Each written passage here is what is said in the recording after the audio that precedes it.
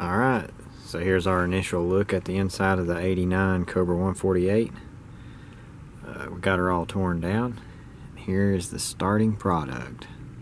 As you can see, she's a virgin.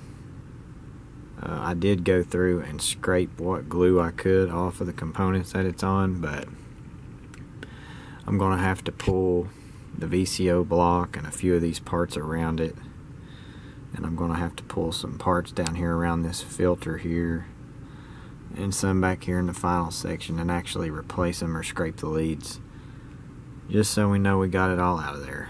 But that's the first thing we're going to do, and that's the most painful thing to do, but the most necessary when you're going through and refurbing one of these. So stay tuned, we'll be back. Okay, just a quick update to show the painstaking process of glue removal, but the important reason why you should probably try to do it.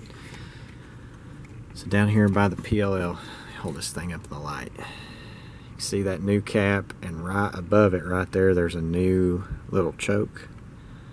That's just a wire lead with an inductor over it. I replaced both of those because here's the amount of glue I pulled out of that section, and here's the factory little choke. Let me try to get that thing down here in the light. I'm sorry. You can see the glue on it and the discoloration. Would have been a matter of time for that wire right here would have either ate through or shorted on something. More than likely would have just ate through, and then who knows what kind of weird issue that would have caused. So zoom back out. Also pulled the VCO block and scraped the leads clean on it, front and back. There's a little bit of glue on it. And also just now pulled this inductor because look where it came from. Let me get a little screwdriver here. So this is where the VCO block sits. And this inductor was right there. You can see this glue would have been a matter of time for this lead right here probably would have started getting ate up. So it's time consuming, but it's necessary. So we're going to keep plucking away, cleaning, replacing, doing what we got to do. We'll update you shortly. Okay, so I got that VCO circuit all put back together. Went ahead and replaced that electrolytic there. Got the VCO block back in. Pulled TR20 and cleaned the leads, and that little blue resistor down in there. You can see just next to the VCO block, that and I actually replaced because it was too corroded. And I've been working back here around the 455 filter. You can see another blue resistor right here that I've already replaced, and I pulled the diode just south of it and all the other surrounding components and cleaned the leads. There was quite a bit of glue on this filter. You can see we got the leads all scraped off. One little chunk left on the plastic. I'll probably take that off just for because I'm a little OCD, but she's all clean, ready to go back in. Alright, so it's the next day and I'm still chugging along. I had to just call it a night because this is just such a tedious part of the process, but it's probably the most necessary part. So I've got the PLL VCO section all done, and I got this section back here. I guess that's part of the receive with that filter. Correct me if I'm wrong. But you see the two blue resistors, the one right below that 455 filter and the one right here above the VCO block. I had to replace both of those. And then I started back here in the output section. And see that little inductor, wire wound toroid transformer inductor, trying to get where there's not a shadow on it. That is very tedious to remove, but you got to check it for the glue because it had a huge glob of glue on it, and actually did have some that seeped down below where the enamel is on that mag wire and was starting to turn black and corrosive. So replaced that, or cleaned that, put it back in, and at that point it was late and I caught myself trying to get in a hurry and just not being as meticulous as you need to be. So I called it a night.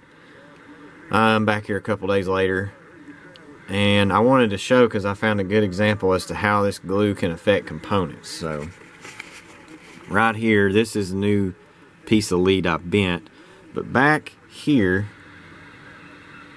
you can see this vacant spot. Let me get a little something to point with. There's no power on the radio or nothing. This little vacant spot right here says L43 or whatever. I can't hardly read it. There's a, just a wire lead that comes up and has 2 pieces of ferrites on it and goes back down. And it was green. So you can see the lead on the left is the one I moved or removed. Then there's the 2 pieces of ferrite that were on it. But as opposed to just trying to clean this off, trying to get it to show how bad it is in the camera, you can kind of see how gooped up looking it is, but it's really brittle. And what it does is it eventually eats through the wire once it gets to this corrosive state. So I just took a lead from a capacitor or whatever. I actually keep all my little lead trimmings when I replace parts because they're great for this kind of stuff. And bend it roughly the same orientation. I can slide the ferrite back on there and put it back in. But we're getting close. I'd say we're halfway at least, maybe a little past halfway on the glue. You can see some on that other ferrite inductor right there. We got to pull that and clean it. And then over here, you can see that one. I'm trying to get this. I'm really sorry about the lighting. I've got 2 really bright LEDs right over me, and it's just hard to get where there's not a shadow. That big ferrite piece there's got glue on it. Got to pull it and clean it. And then there's a glass diode down in there. You see it? That yellow glue on it. Let me try to turn this. Yeah, right there. You can see that glass diode down in there near where the power chokes come in. Those are going to get pulled and cleaned and or replaced, and then we should have all the glue done. So that's a big step, and it's a tedious pain in the hind end to do, but it is probably the most necessary thing to do if you want to ensure the prolonged operation. Something else I just noticed looking in the viewfinder is somebody's cleaned this channel selector.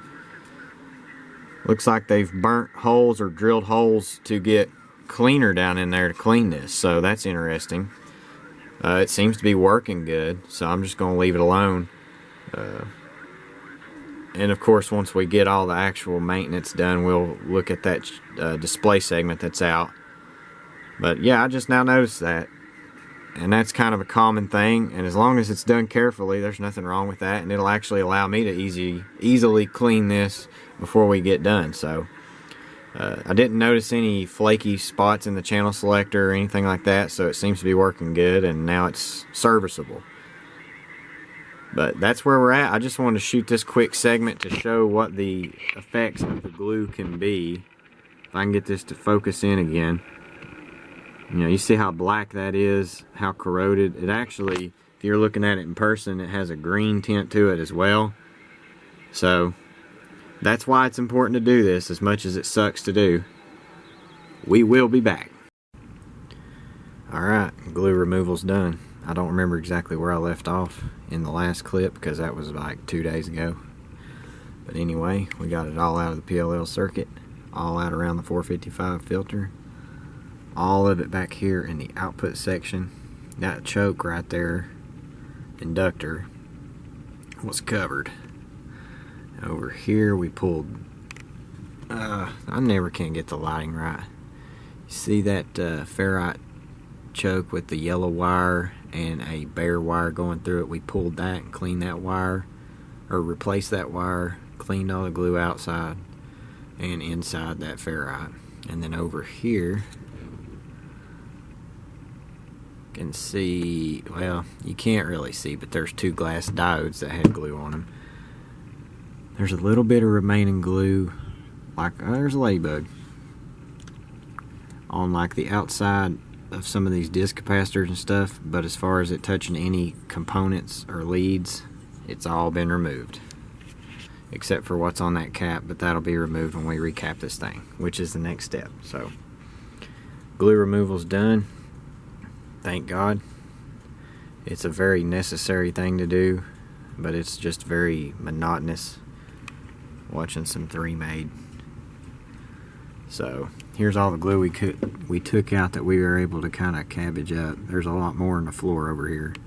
And then there's the components we changed, a couple of disc caps, or a couple of resistors, a disc cap, jumpers, stuff that was bad corroded. So there we go. Thanks for watching. Hopefully if y'all find one of these yourself, it don't have as much glue as this one did.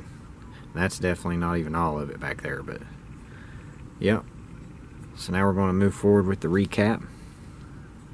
That'll be the next part. Thanks for watching. UDX 294, the Black Duck out here in East Tennessee. We'll catch you next time.